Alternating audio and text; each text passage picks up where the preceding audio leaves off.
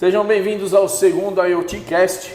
Meu nome é Gilberto Bax, eu também sou aqui da IoTnest e nós convidamos hoje para o nosso segundo episódio Fábio Caires, que está aqui na minha frente. Daqui a pouquinho a gente vai apresentá-lo devidamente, né? Com algumas perguntas aí, como a gente fez também com o Luiz Albano no primeiro episódio. Inclusive, se você não assistiu, assista o episódio do Luiz Albano, que ficou muito legal. E hoje nós vamos falar um pouquinho da consciência dos dados e o pensar industrial. E justamente a gente chamou algumas pessoas que são membros aí da equipe da IoTnest, né, para a gente comentar um pouquinho, bater um papo. Então o Fábio é o primeiro deles, depois a gente vai convidar outras pessoas da equipe também para fazer parte dessa jornada aí dos podcasts e sobre a informação aí geral no que diz respeito aos sistemas de IoT, né? Então, vamos lá, esse é o bloco número 1 e eu vou começar então fazendo as perguntas rotineiras aí, né? Eu costumo dizer o seguinte, Fábio, que toda tecnologia nasce de uma necessidade, né? Mas só se sustenta quando tem um propósito por trás. Então, né, pensando, né, como você mesmo fala de mim, né, na filosofia, né, do propósito e tal, né?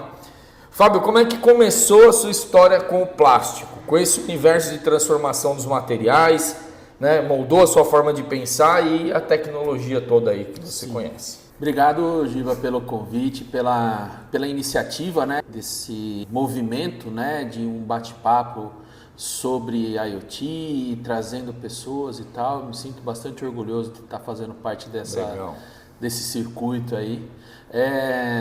Bom, eu sou engenheiro de materiais, então o plástico inevitavelmente faria parte da minha vida de uma forma ou de outra. Mas já começou na faculdade e começou desde o estágio, né? O meu estágio foi aqui em Jundiaí, dentro da Astra, e o estágio já na área de formulação, na área de aplicação de compostos de PVC, né?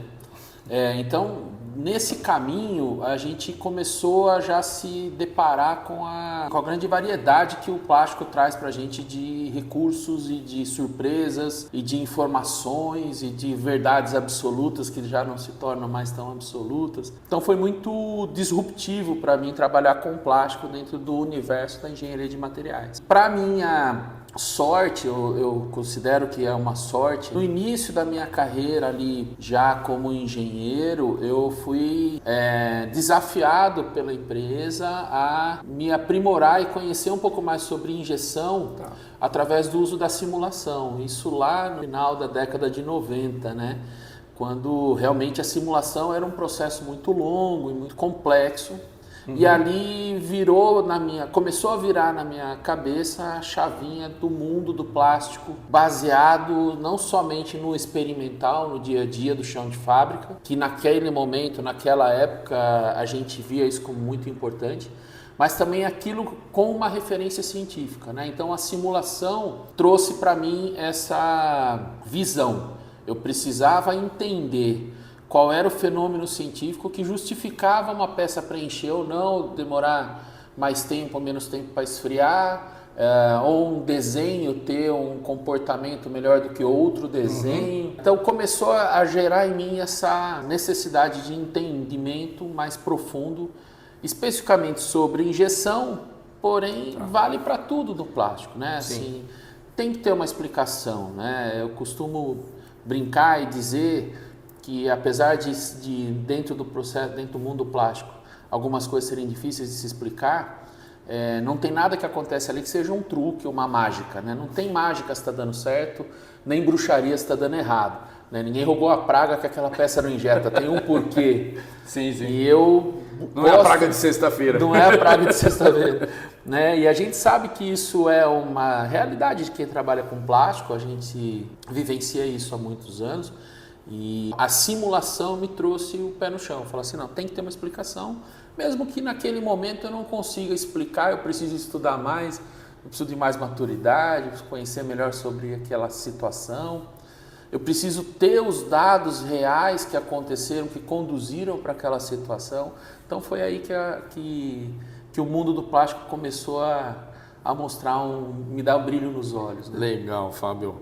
E como é que surgiu com essa sua conexão com a IoTnest, né? Qual foi o ponto de virada que te fez acreditar que a coleta de dados e a telemetria poderiam mudar aí de forma, né, como enxergamos o processo de injeção? Como é que foi essa virada aí? Sim, foi a participação aqui na EOTNest, desde da sua concepção, da sua fundação, e quando ela começou a criar corpo e mostrar caminhos e necessidade de se formar um time robusto, no sentido de criar uma solução, ela surge a partir de conversas informais.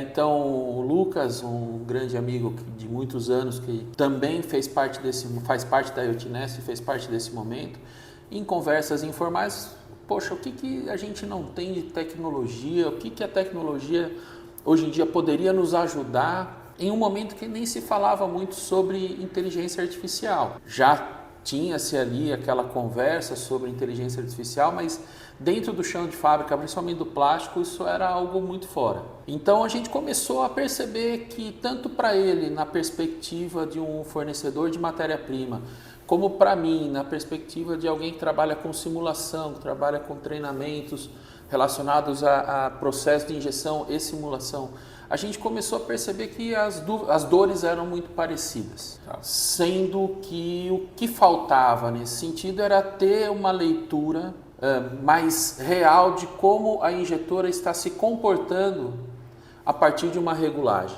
né? Então é daí que nasce essa ideia da EOTNest, de se buscar uma forma de ler a injetora, digamos de uma maneira independente, vamos dizer assim, né? Como se fosse uma auditoria do que a injetora está fazendo, para entender como ela se comporta a partir de uma regulagem e com as variações normais de um processo de injeção que a gente conhece. E quando o sistema, então, Fábio, começou a tomar forma, né?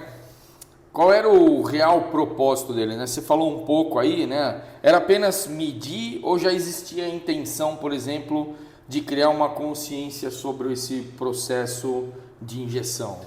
De início era conhecer. Tá. Na verdade, eu costumo dizer ainda hoje, nos valendo aí a temporalidade da internet, né? Ainda hoje, 2025, novembro, a gente ainda precisa conhecer o que acontece na injetora, né? Isso traz pra gente muita informação. Então começou um objetivo da empresa de monitorar não o que saía da injetora no que diz respeito à quantidade de peças, produção, máquina parada, o que é um MES tradicional, né? O sistema de gestão, de supervisão de produção. Mas para além disso, para além do porquê esses dados, disponibilidade ou de qualidade, possam ter tido esse comportamento. Porque realmente o OEE é um número extremamente importante, mas eu sentia muita falta nas conversas dentro de fábrica do porquê. Será que aquela injetora deu sinais? Será que mudou alguma coisa no comportamento do material?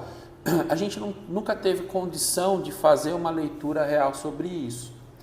Então, começou como monitoramento e naturalmente, e aí casado com a evolução das inteligências artificiais aí disponíveis no mercado, naturalmente a gente foi vendo que, poxa, eu não preciso somente falar que aconteceu isso. Eu já posso usar essa informação e, através da base científica por trás daquela informação, trazer um dado, uma sugestão, ou trazer algo trabalhado, já com alguma consciência. Então foi inevitável isso daí e natural no período em que a gente desenvolveu a nossa solução aqui na EOTNest. Agora, o que o EOTNest então representa hoje para você, né? É uma ferramenta, uma linguagem ou um espelho do comportamento industrial? O que ele representa no geral?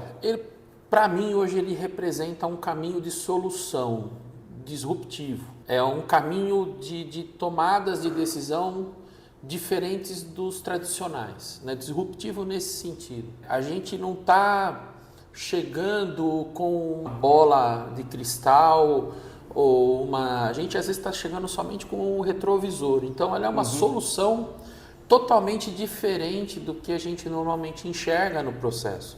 que seria o monitoramento da produção em si, de quanto eu produzi, quanto tempo ficou parado e tal, ou monitoramento de regulagens, que muitas injetoras já fornecem esse tipo. Então eu consigo voltar e ver em que momento aconteceu uma mudança de regulagem. Mas a gente não tem um monitoramento de performance de processo. Então eu enxergo o IoT Nest como uma solução nesse sentido, de tomadas de decisão, de um novo olhar sobre o processo de injeção através da telemetria, né? O coração de tudo isso é a telemetria. Certamente nas outras conversas aqui, que você vai ter com os idealizadores da nossa solução, você vai perceber assim, o quanto que a gente buscou alternativas para ter uma leitura independente, consistente, confiável. Legal. E segura. Sim. Então, tudo isso daí torna para nós para mim, né, aqui Fábio falando pessoa física, no meu CPF, para mim o que a gente está construindo a cada dia que passa aqui, parece não ter fim, é uma solução, né, que transcende um pouco o conceito de uma ferramenta ou de um software, um programa, legal. Fábio, e a quinta pergunta para a gente fechar esse bloco aqui, como foi ver, né, uma ideia se transformar em algo que hoje pode conversar com tantas fábricas e tantos técnicos pelo país, não só pelo país, mas pelo mundo, né? Gratificante, muito gratificante a gente visualizar o quanto que isso está gerando de movimentos positivos, desde a formação, quando a gente vai dentro do Senai e mostra o processo de injeção para um aluno, para um professor, através da nossa ótica, através da ótica da telemetria, dessa percepção de entendimento de regulagem versus condição de processo, né? Uhum. O que eu regulei, mas peraí, deixa eu ver o que a injetora fez. Tudo isso que não é, digamos, um inventar de roda no sentido do comportamento. Todo profissional de injeção tende a ir conferir se aquilo que ele fez deu certo. Verdade. Isso é inevitável. A gente sempre desconfia um pouquinho, né? Porém, Gilberto, você sabe muito melhor que eu que as injetoras têm suas limitações, né? Tem as suas variações de performance que muitas vezes ficam escondidas, né? E essa visão que você nos ajudou muito a ter traz para nós a seguinte solução, né? Falar assim, poxa, eu posso mostrar o processo de uma maneira diferente. Então é muito gratificante trocar ideia com pessoas que têm a experiência como a nossa, de muitos anos, queimando o dedo na injetora, né? Assim, que a gente só teve um período aí, cansamos um pouquinho, né? Foi. Rodamos, né? Então é gratificante ver, primeiro, tanto desde lá das pessoas que estão iniciando dentro das instituições, os profissionais com menos experiência ou informação, até as pessoas com já experiência que olham para esse processo de uma maneira assim, caramba, isso é um negócio diferente, né? Então eu consigo ter padrões que eu não tinha até pouco tempo atrás. Poxa, eu não percebia que isso acontecia na injetora. Então isso é muito legal, né? Então eu lembro que a gente foi visitar uma empresa recente e uma das pessoas estava se aposentando. Ele falou, cara, estou no meu último mês aqui. E ele é um processista já das antigas. E ele falou assim, a hora que a gente estava mostrando o caminho, né, da solução que a IoT Nest está trazendo, ele falou, poxa, justo agora vocês vêm com o negócio dele, agora que eu estou acabando. Tipo, agora que eu estou me aposentando, você vem com o que eu precisava. E a ideia é realmente, humildemente, entender que o processo de injeção é um processo de muitos desafios, de muitos Isso é verdade. melindres até, e entender que tem ciência por trás de tudo, né? Então, é gratificante demais ver que isso é possível de ser feito e junto com o time, né? Isso só não acontece sozinho, não é um time. Fechando então esse primeiro bloco, a gente volta daqui a pouquinho depois da vinheta. Com o bloco 2 a gente vai fazer algumas reflexões aí para botar um pouquinho atrás da tua orelha. Então, a gente volta já. Valeu. Voltamos nesse bloco 2 agora, vamos falar um pouquinho da consciência do processo e o papel do olhar humano diante da máquina, né? E aí eu bolei algumas frases aqui que eu achei interessantes, né? O dado é apenas o reflexo de algo que já aconteceu, né? Mas a consciência nasce quando o profissional começa a enxergar antes de acontecer, né? Antes do acontecimento. Fábio, quando um técnico então passa a observar o processo todos os dias através de um sistema como o IoT Nest, o que muda não é apenas o processo, né? É a forma de pensar. Você acha que o sistema desperta uma nova maneira de raciocinar? Quase que como se o operador aprendesse a pensar numa linguagem dos dados? Sim, não só dos dados, eu acho que sim, ele transcende para o dado cru, né? Vamos dizer assim, o valor do tempo de injeção. O sistema explora como se chegou aquilo lá, como foi a pressão, o comportamento da pressão, a telemetria dá toda essa visão, as interações entre movimentos, coisas que ficam ali escondidas num dado cru, né? Então muitas vezes a gente olha na leitura no painel de uma injetora, que é a maneira inevitável de se olhar hoje em dia, e esquece do comportamento que aquele painel tinha que mostrar, ou seja, como que a rosca avançou, como que ela dosou. Passa-se despercebido situações que a gente não pega numa única foto, né? Que é um dado cru é uma única foto. Então, eu acho que aí entra essa visão visão, né? diferente. Então, é olhar o processo que hoje a gente olha em cima de dados, é inevitável, como eu falei, é Sim. o que a gente tem de recurso. Aí a gente tem injetoras mais precisas, injetoras menos precisas, mais antigas, às vezes um retrofit. Existem cenários diversos, tecnologias diferentes. Então, assim, eu acho que a novidade vem de você olhar para além de um único dado e olhar para um padrão, né?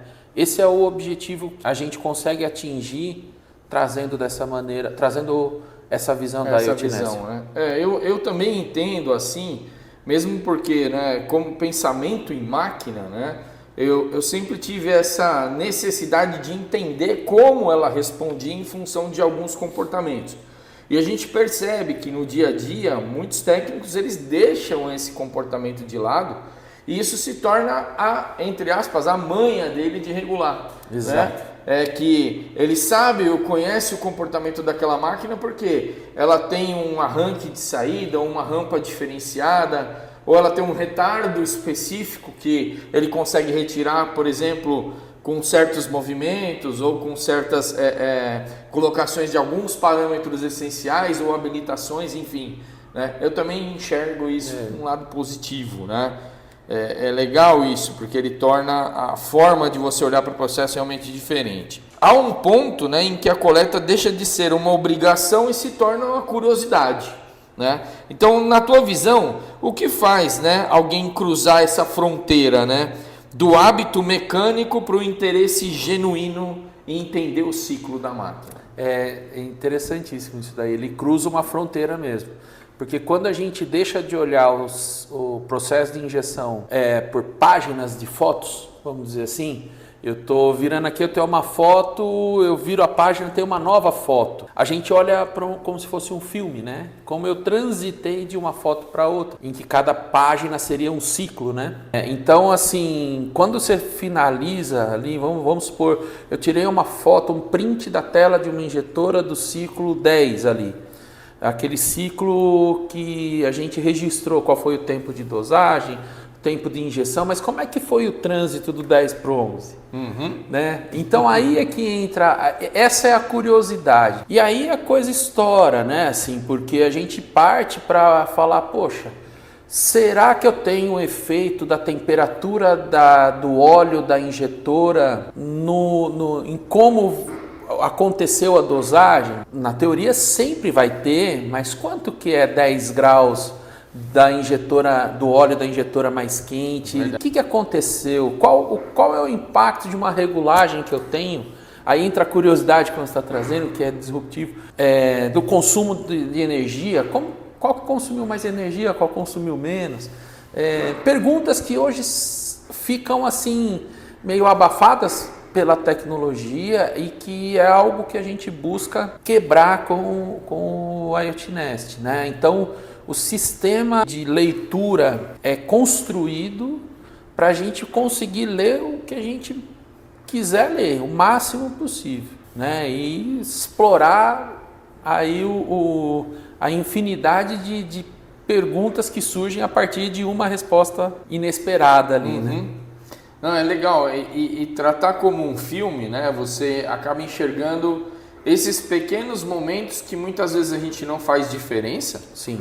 Porque, por exemplo, uma transição de uma pressão de travamento para de injeção, por exemplo, né? Uma transição de pressão de recalque, uma transição da pressão de recalque para dosagem, ou até mesmo uma descompressão, muitas vezes fica dentro da máquina escondida, né? Eu costumo falar, a máquina gera pequenas lacunas de lapso temporal, né? Quando a gente toma vodka, né? Que some de repente uma parte da nossa vida ali. Não sei.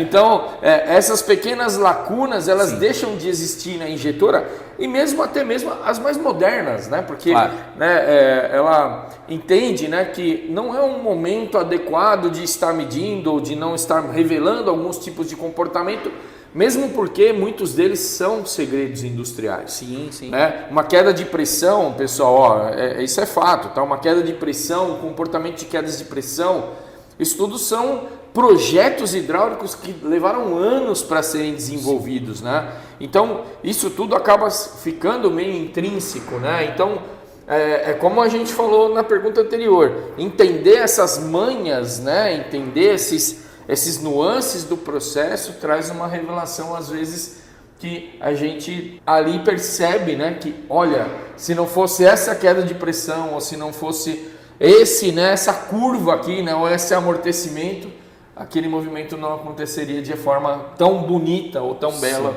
como foi feito. Eu acho que é interessante isso que você está trazendo. Eu acho que um complemento interessante disso a gente tem muito aprendizado aí. E isso é a parte boa você aprender com como a máquina se comporta, porque não dá para saber tudo isso que você trouxe, do projeto do equipamento. Sim. A gente sabe o quanto que uma coisa uma máquina se aprimora de um ano de fabricação para outro, tecnologias que se embarca ali, mas é esse padrão, né, ali, essa leitura, e principalmente ter isso registrado, porque a única forma da gente fazer isso, Gilberto, é ficar na frente da injetora com muitos olhares. Cara, como é que eu faço isso? Não, registra. Talvez nem tudo aquilo te retorne resultado naquele momento, Exatamente. mas a gente não sabe o que a gente vai aprender que a gente ainda não conhece. E quais são os comportamentos que a gente não conhece? Você frisou uma coisa legal que eu acho que vale a pena a gente falar. Por exemplo, a gente comprou uma máquina nova, né?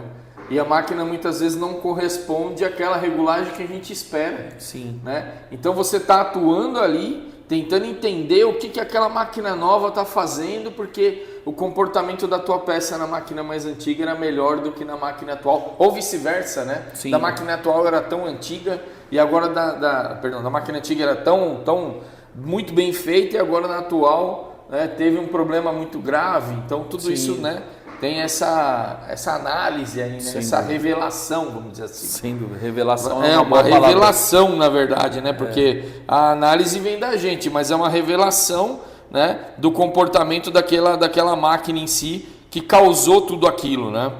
Sim. E os dados, né, quando vistos com frequência, revelam padrões que estavam escondidos, né, como a gente falou aí. Você acredita que o verdadeiro valor do uso diário está em ensinar a olhar, a reconhecer esse invisível, aquilo que a rotina normalmente esconde? Sim. Ensinar eu acho que é um termo um pouco audacioso, sim. Eu diria mais aprender junto. Você trouxe você trouxe uma fala muito legal, assim, que fazia até bastante tempo que eu não ouvia, né? O processista tem as manhas da máquina, tem o jeito da máquina, e ele sabe trabalhar com isso. Isso até corresponde muito a tua última fala, né? A máquina antiga eu tiro ela de letra e eu exploro. De olhos vendados eu programo a máquina. E agora numa máquina mais nova, como que ela se comporta? Qual que é a diferença? Então esses padrões eles podem ser comparados a partir de um registro adequado e confiável.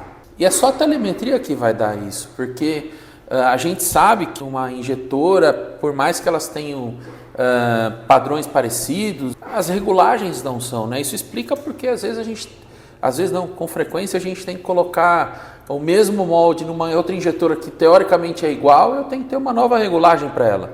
Ela tem uma história, as fichas de processo, mudam, né? A ficha técnica, né? E é nesse caminho que eu acho que a gente enxerga uma oportunidade dentro do mercado. Trazer uma visão que eu consigo enxergar de melhor padrão para o indivíduo que é o molde, naquelas várias condições que são as máquinas diferentes. Então, explorar o máximo possível disso vem de uma análise histórica. Então, eu não acho que a gente vai ensinar isso de uma maneira independente. Eu não acho que a gente precise ter discussões muito filosóficas. É mais mão na massa mesmo e percepções. A percepção do dono do processo, do dono do produto com o dado real. Né? Então, aí existe algo que a gente, com certeza, pelo tempo que a gente está estudando isso, a gente pode contribuir muito. Sim. Eu vejo muito valor nisso, mas ao mesmo tempo a gente vai aprender muito, porque nós vamos receber informação junto e vamos trabalhar essa informação para correlacionar e aí realmente tornar o processo mais produtivo. Legal. São duas perguntas para a gente encerrar esse bloco. Então, na prática, o IoT Nest então, acaba sendo um espelho, né? E nem todo mundo gosta de ser refletido. Como lidar com essa resistência emocional, né? Que a gente sabe que tem jogos de ego gigantes aí, né? No nosso meio, né? Com vários técnicos em si do mercado, e que surge quando a tecnologia passa a mostrar um pouco da verdade nua e crua do processo. Porque, de fato, ele mostra a verdade nua e crua, não é só uma revelação de uma foto como era antigamente. Essa foto também mostrava uma realidade nua e crua e muitos técnicos eu vejo que não usam, por exemplo, essas páginas, né, que a gente tinha de controle de qualidade. Sim. Ou dados de processo em si. Né? Como é que você enxerga essa quebra de resistência agora aí na entrada, vamos dizer assim, das inteligências, né, Fábio? Porque são inteligências tanto computacionais quanto artificiais. Mas a gente ainda tem uma quebra muito grande ainda para seguir. Como é que você vê isso? A gente vive num momento na sociedade de quebra de paradigmas, né? Por quê? Porque a gente vê que tem muitas coisas que a tecnologia resolve por nós e ninguém pode virar as costas a isso. Né? Então, hoje é raro, a gente tem conversado, é raro alguém que não use uma dessas inteligências, um desses chatbots, né? De ChatGPT, Gemini e tal. É raro alguém que não use isso para as coisas mais simples, como para as coisas do dia a dia, do trabalho profissional da pessoa. Sim. Então, eu acho que assim, tem esse fator positivo. Existe essa resistência, sempre vai existir a resistência ao novo, isso aí que você está me mostrando talvez não faça muito sentido, eu não enxergo isso no processo, está diferente. A gente tem encontrado isso, porém é muito simples aquilo que a gente está propondo, né? A gente só está se propondo a mostrar como a máquina está se comportando. Um exemplo aqui para ilustrar, o tempo de recalque no painel está lá como 4 segundos numa pressão de 40 bar. Você trouxe numa das suas falas anteriormente que às vezes você tem um movimento que gera essas dinâmicas hidráulicas na injetora. E assim, vamos para a definição de recalque. Né? Assim, o que é a definição de recalque? Sim. O material sendo compactado no final da injeção, do preenchimento, né? Com uma pressão constante, com um tempo... Durante um período de tempo que na minha cabeça é eu que defini. Sim. Porém, se eu estou lendo que a pressão não se mantém constante por 4 segundos a 40 bar, já nem lembro o exemplo se eu falei foi isso, mas significa que o que eu pedi para a máquina fazer não aconteceu. E aí você tem um manômetro, você tem algumas injetoras têm o gráfico, sim.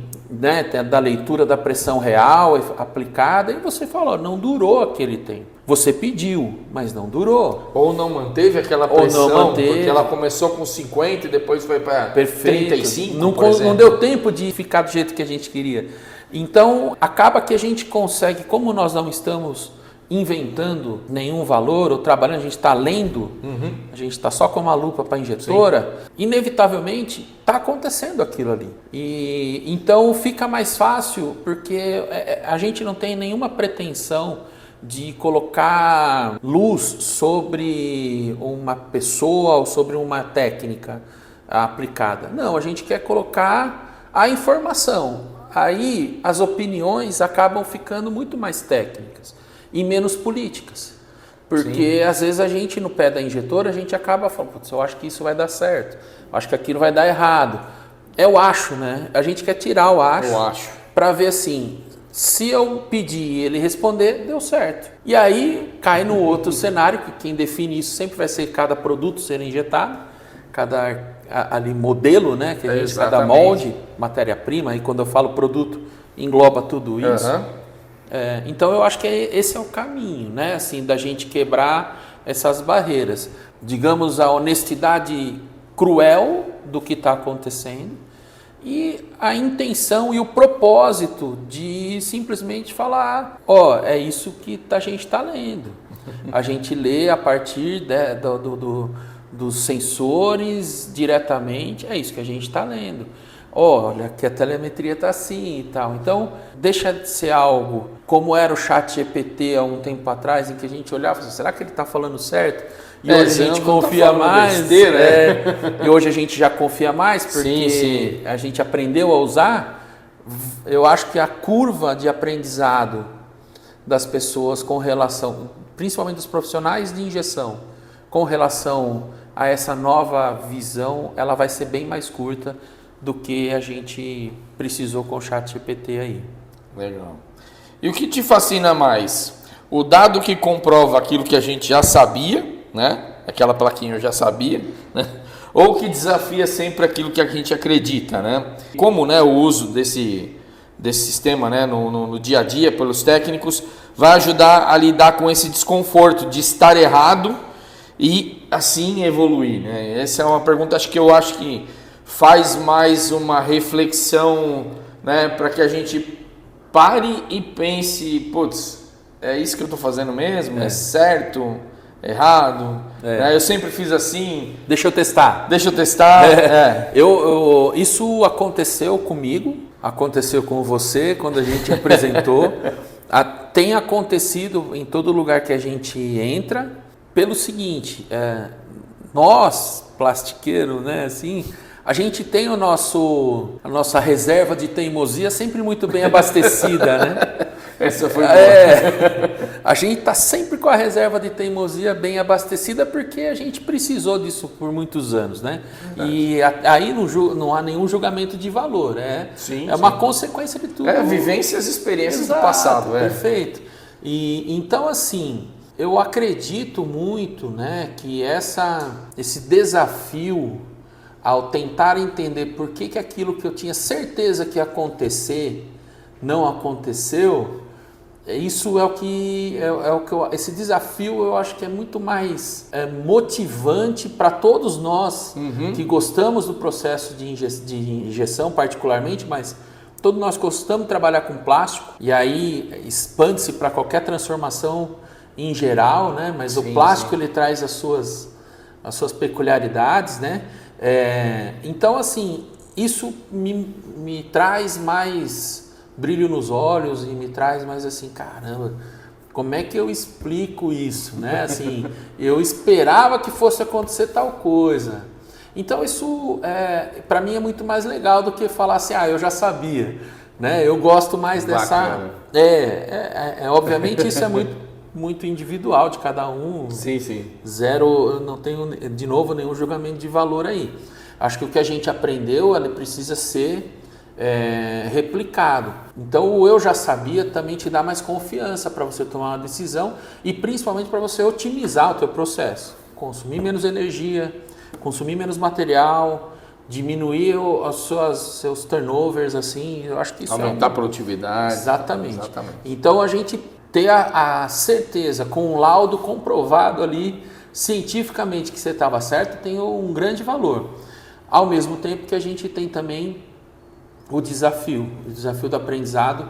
Eu tenho certeza que ainda tem muito espaço, porque evolução de equipamentos, evolução de moldes, evolução de todos os M's envolvidos ali, né? Assim, o ambiente fabril, as respostas, as agilidades, o perfil do operador no sentido processista, né? Sim. A palavra melhor é processista. O perfil do processista sendo um perfil novo, desse cara integrado com inteligências e tudo mais, tem uma realidade muito fértil para a gente evoluir aí. E aí eu acho que para nós todos, assim, a descoberta de que a gente enxergava alguma coisa diferente do que a gente está vendo vai trazer muito fruto para nós. Assim. Legal, fechamos então o segundo bloco. A gente volta daqui a pouquinho com o último bloco para falar um pouquinho mais aí dos sistemas da IoT Nest no IoT Cast. Valeu! Bom, vamos lá, voltamos então no terceiro bloco. Agora a gente vai falar um pouquinho, né, do dado e a sabedoria, né? Como tirar proveito real dos sistemas, e o IoT Nest então é o nosso tema de hoje, né? O dado por si só é matéria-prima, né? A inteligência nasce quando o ser humano decide, né, dar sentido a esses dados. E aí é que o IoT Nest deixa de ser, né, só um sistema e vira uma consciência aplicada. Então, Fábio, toda a ferramenta carrega uma intenção, né? Quando vocês criaram o IoT Nest, qual a intenção por trás dos recursos que ele oferece hoje? E você imagina, né, imaginava isso como um instrumento de medição, como um mediador de aprendizado entre o homem e máquina? Como é que funcionava um pouquinho aí essa questão? A gente falou um pouquinho, acho que no primeiro bloco, mas acho que dá para a gente destrinchar um pouquinho mais essa parte agora. Realmente, de início era um monitoramento que a gente somente queria trazer algo além do que simplesmente a supervisão de produção da injetora. A gente queria só monitorar como o processo se comporta para aquilo lá.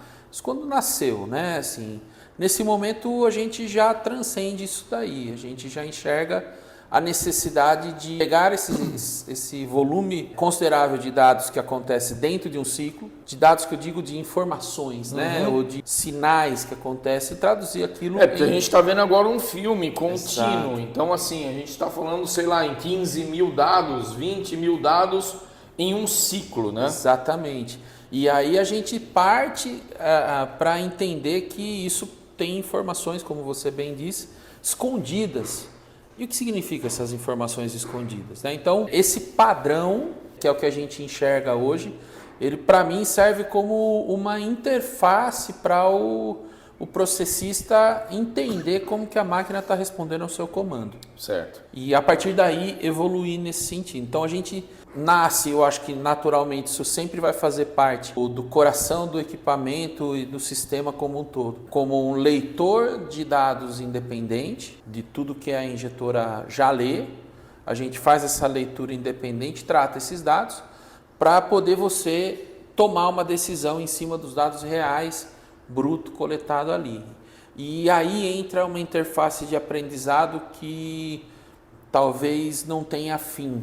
Acho que a gente vai ter ainda muita coisa de evolução, que a própria aplicação nas primeiras conversas, desde as primeiras conversas, melhor dizendo, até hoje as implementações, a gente vê o tanto de ramificações que cada realidade da empresa, seja uma empresa com 50 injetoras, uma com 10, quanto que aquilo pode ser um caminho de tomada de decisão específica, quase que customizada para aquela empresa.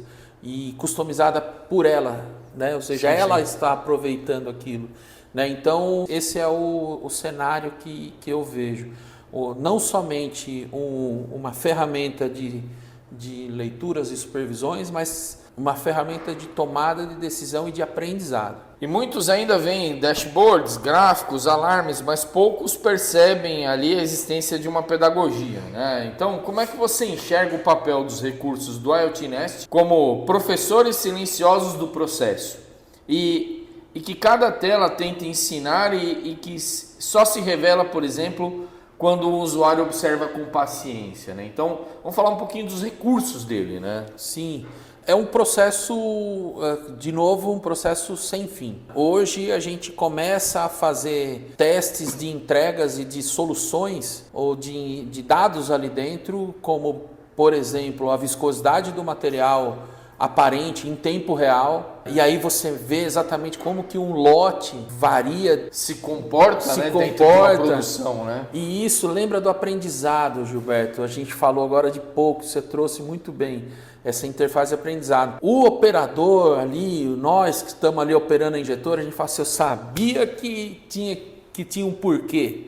Pronto, tá aqui o porquê. Esse é um grande objetivo da empresa como um todo. E ir trazendo mais essas ferramentas. Então, não somente relatórios mais rápidos, mais bem descritos, relatórios estatísticos, essas coisas todas que são entregas importantes, principalmente para documentação, mercados que exigem esse nível de documentação, a gente está preparado para atender e facilitar essa vida. Sim, sim. Mas a parte de aprendizado, né? Então, ótimo. Eu saber que eu processei um material hoje e na injetora X e na hora que eu coloquei na injetora Y, eu tive um outro comportamento de viscosidade aparente e aí não há nenhuma invenção. Viscosidade aparente é só pesquisar como é que se mede, como é que tá. A gente só está implementando isso como uma solução em tempo real. E daí se explora para a parte de consumo de energia, de padrão de energia, influência de variações, de tensão de entrada, de corrente,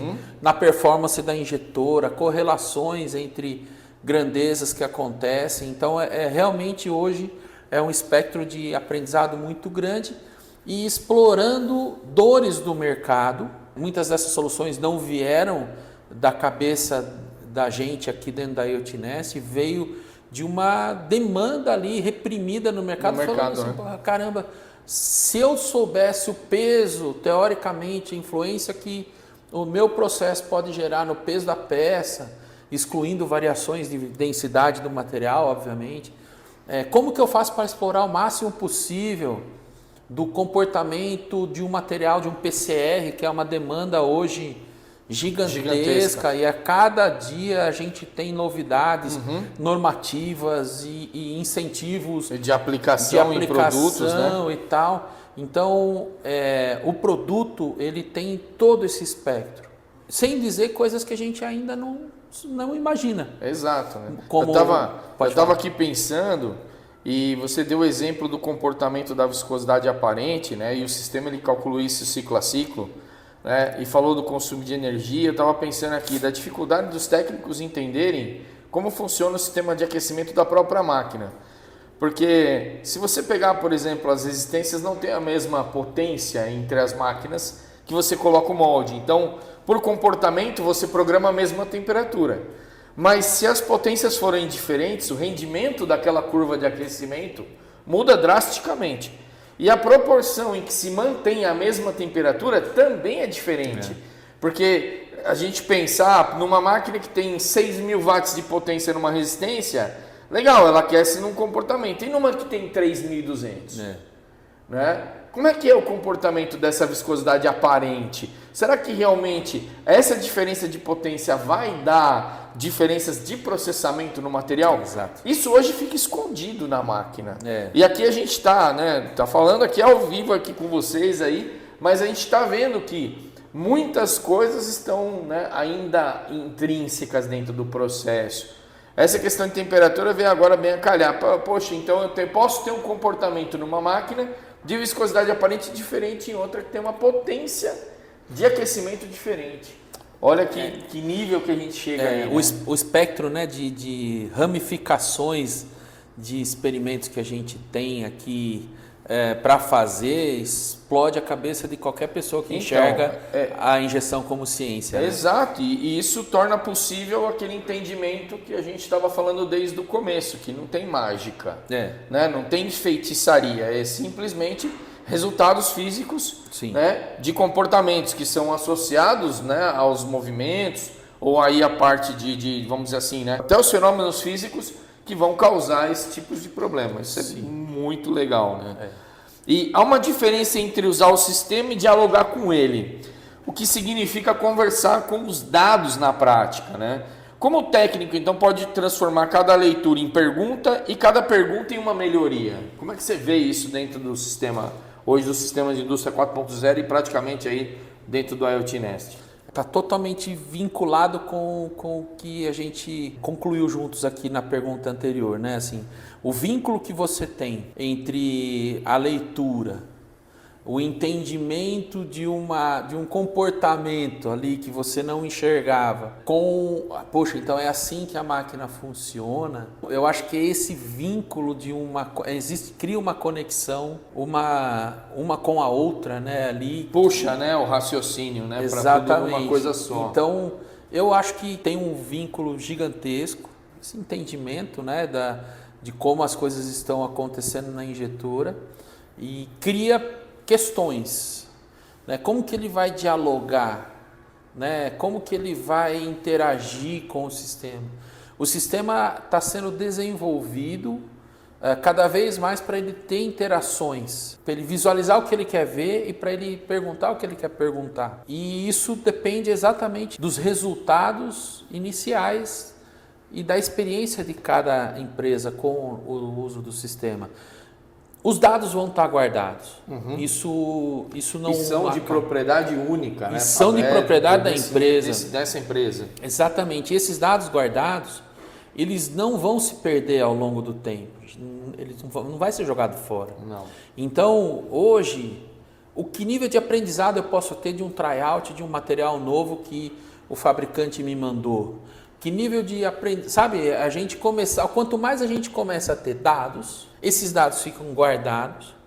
A evolução natural de todo sistema que envolve inteligência é tratar esses dados de uma maneira horizontal, né? E não sobre uma árvore linear ali. É horizontal, é um negócio que transita para tudo que é lado. Mesmo porque, né, Fábio, você pode entender o rendimento do molde quando ele começou a funcionar e depois, ao longo do tempo, à medida que ele foi sendo usado, que ele foi submetido a desgastes, que os sistemas de refrigeração vão sendo, entre aspas, entupidos aí de resíduos, né? Comprometidos, né? Ou comprometidos em termos de eficiência de refrigeração. A gente consegue interpretar tudo isso olhando até mesmo a regulagem da injetora. Exato. Né? Tempos de resfriamento que se alongam, né? Dificuldades, por exemplo, de empenamentos na peça que aparecem, né? Rechupes aí que se tornam mais visíveis ao longo do tempo.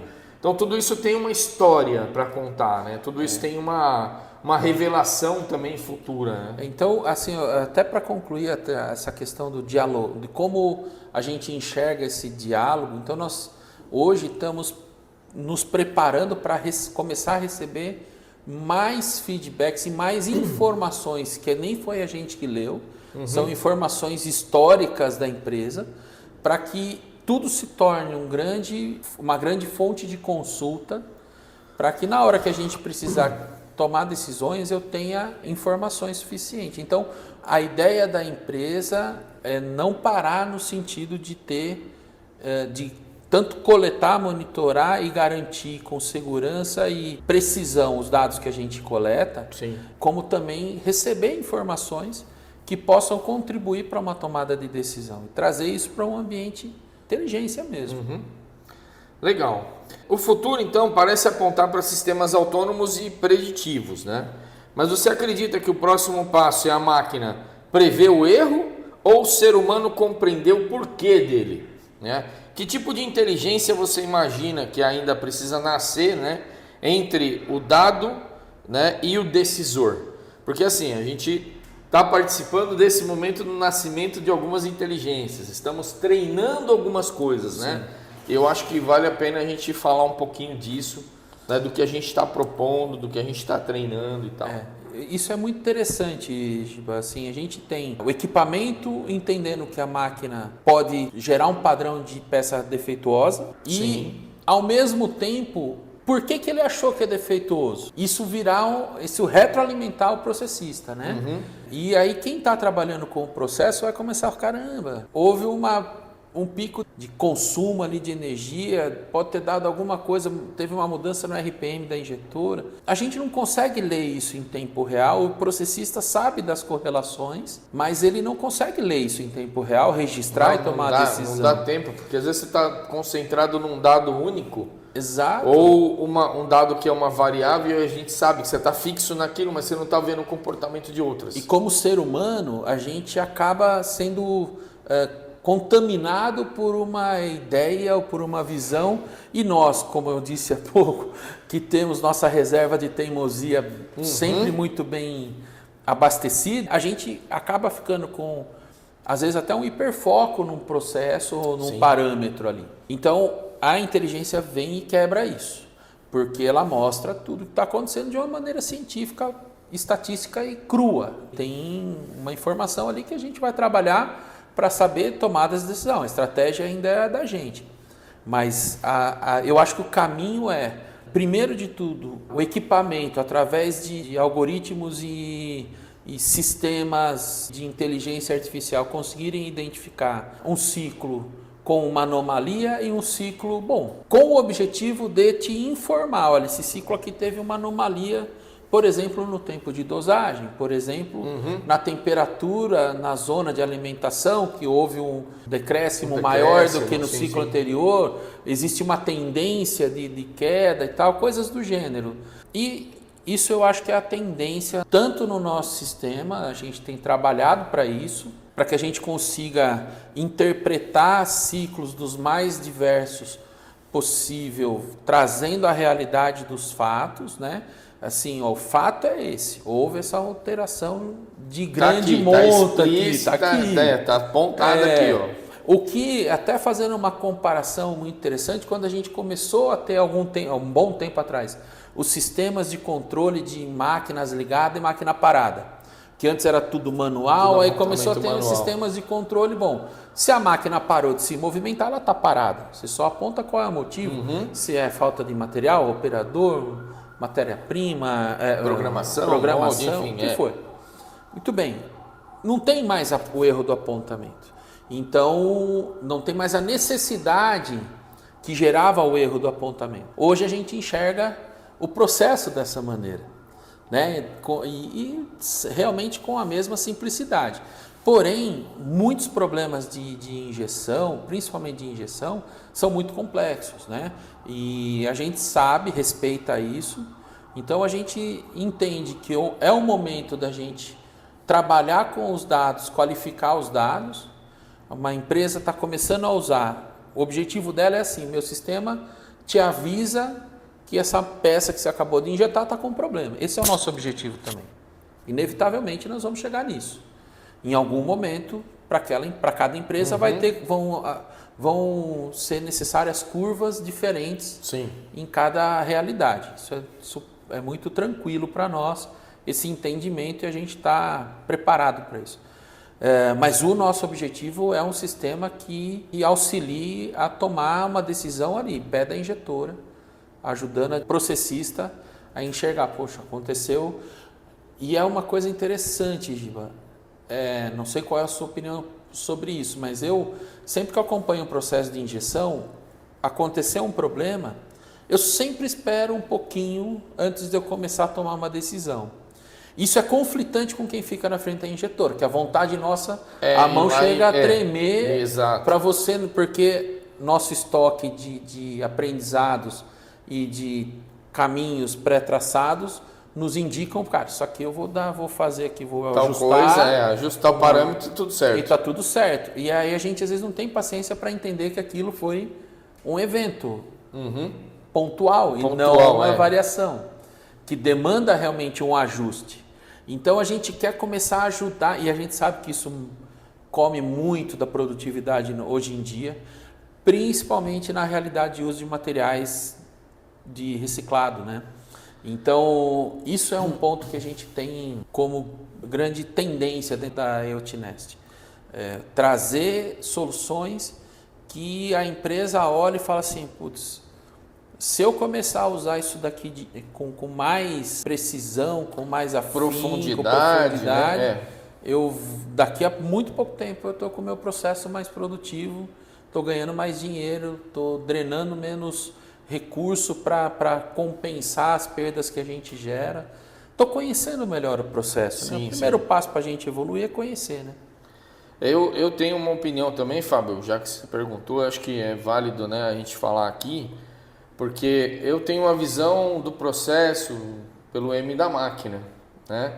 E eu fui treinado a minha vida inteira a falar sobre o M da máquina, porque todos os problemas se recaíam sobre ela. Era um equipamento novo, né? Era algo que o cliente que comprou não tinha experiência em tratar ou não conhecia os recursos, etc.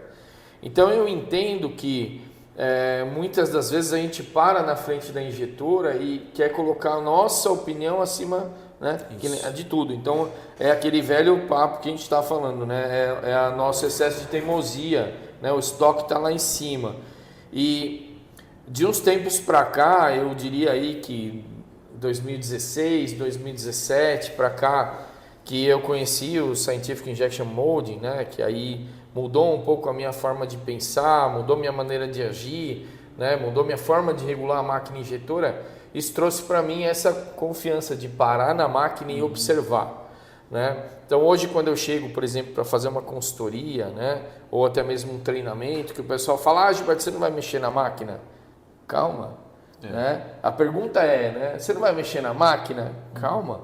Vamos analisar o que está acontecendo, vamos olhar para a máquina e vamos esperar que se essa variação se repetir, beleza. Aí a gente vai entender que houve realmente alguma coisa que influenciou, mas ela pode ser, como você bem disse, pontual. E esse pontual, né, hoje fica muito claro para mim que a grande maioria das interferências pontuais são tratadas como interferência que provavelmente vai ser aquela que vai mudar o processo e o cara vai lá propositalmente causa o problema.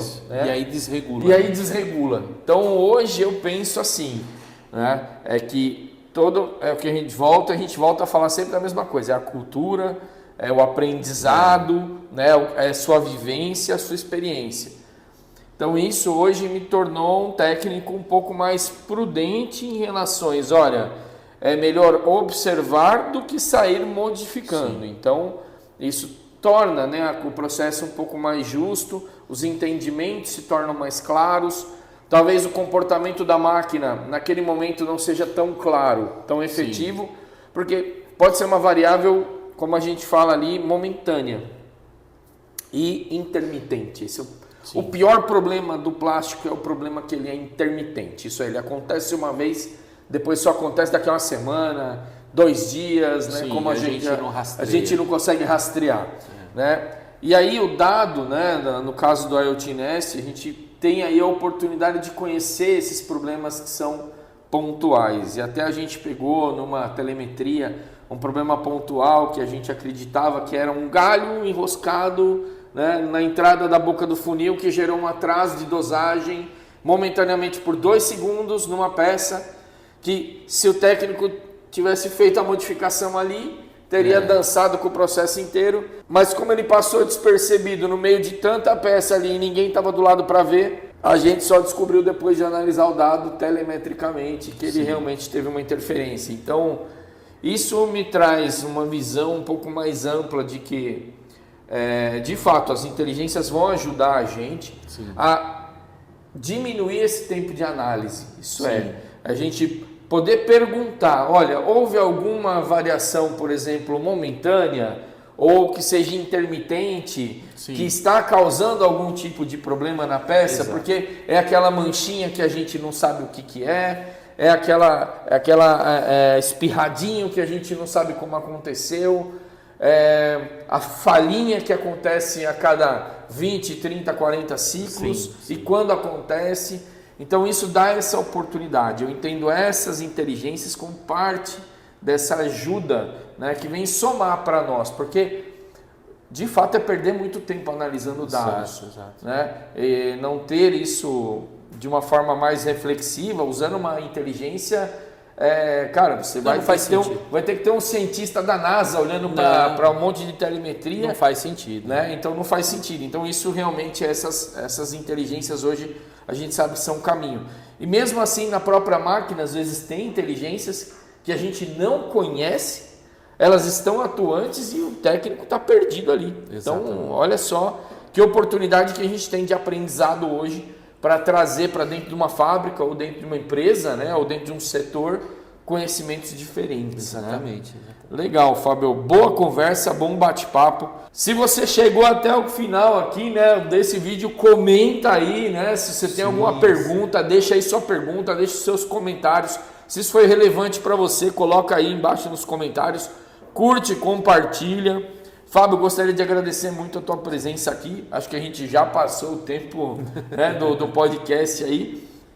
E espero aí que, né, a gente se encontre para outros bate-papos também mais relevantes, de profundidade de conhecimento, até maiores do que esse, para falar mais para frente de alguns recursos aí. Sim, exatamente. Eu agradeço, Giba, por poder compartilhar dessa experiência que foi trazer uma visão de mercado, de necessidade, de uma dor do mercado de um usuário, né? Do processo de injeção, ver que não era uma dor isolada, ver que é uma dor comum a várias outras frentes ali do processo, e trazer e converter isso numa solução, num produto, trazer essa discussão e essa oportunidade, compartilhar isso, né? Assim, para mim é muito, muito gratificante poder bater nesse papo aqui contigo. Agradeço a atenção de todo mundo que está assistindo aí. E realmente é isso que você falou.